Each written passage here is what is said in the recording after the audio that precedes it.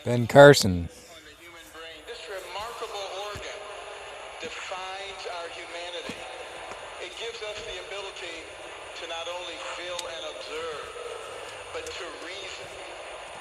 When we elect a president, we need to use that power of reasoning to look at their history, their character, what kind of people they really are. It makes all the difference in the world for us. And it is going to be so critical right now. We must resist the temptation to take the easy way out and to passively accept what is fed to us by the politically elite and the media, because they don't know what they're talking about, but they have an agenda. Now, we must also be weary of the narrative that's being advanced by some in our own party. The notion that a Hillary Clinton administration wouldn't be that bad, the effects would only be temporary. You know, that it would only last for 4 and at most 8 years. They're not using their God-given brain to think about what they're saying, because it won't be 4 or 8 years, because she will be appointing people who will have an effect on us for generations, and America may never recover from that. That's what we have to be thinking about.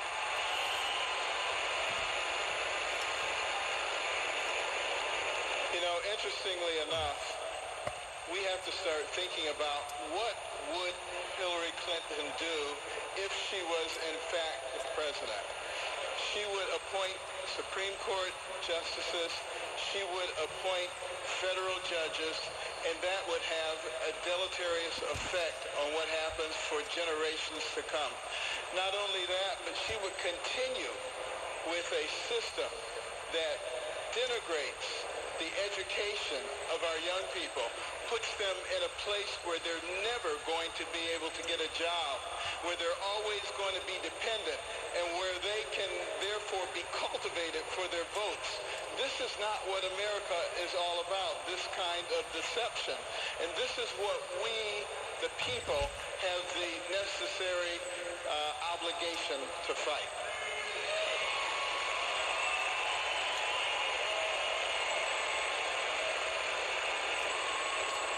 Now, one of the things that I have learned about Hillary Clinton is that one of her heroes, her mentors, was Saul Alinsky. And her senior thesis was about Saul Alinsky.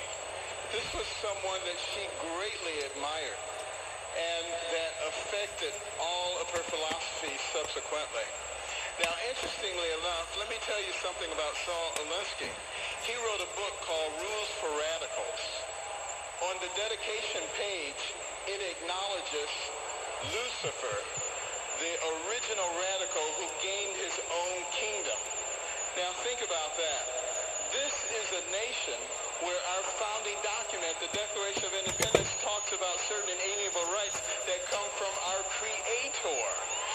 This is a nation where our Pledge of Allegiance says we are one nation under God. This is a nation. This is a nation where every coin in our pocket and every bill in our wallet says, in God we trust. So are we willing to elect someone as president who has as their role model somebody who acknowledges Lucifer? Think about that. The secular progressive agenda is antithetical to the principles of the founding of this nation.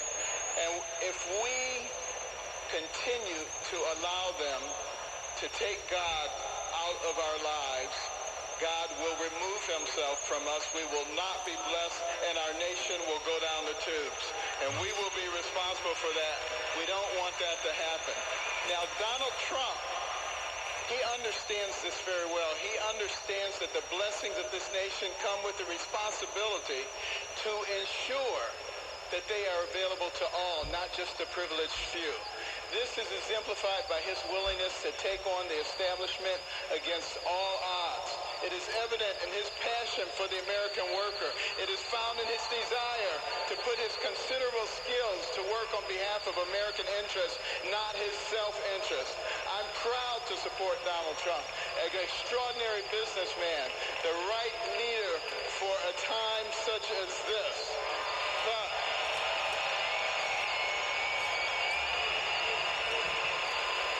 But you know what? It is not about Donald Trump. It is not about me.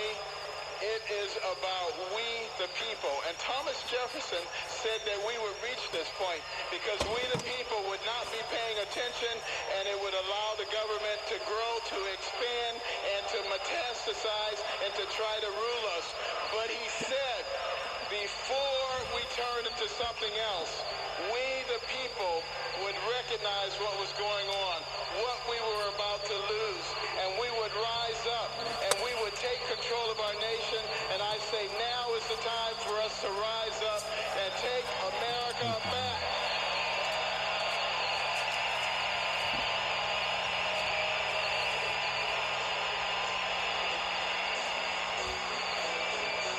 CARSON, who back in March in Miami said that he buried the hatchet after months of wrangling on the campaign trail with Donald Trump, not only supporting Trump here tonight, but going after Democrat Hillary Clinton, as so many of the other speakers have tonight.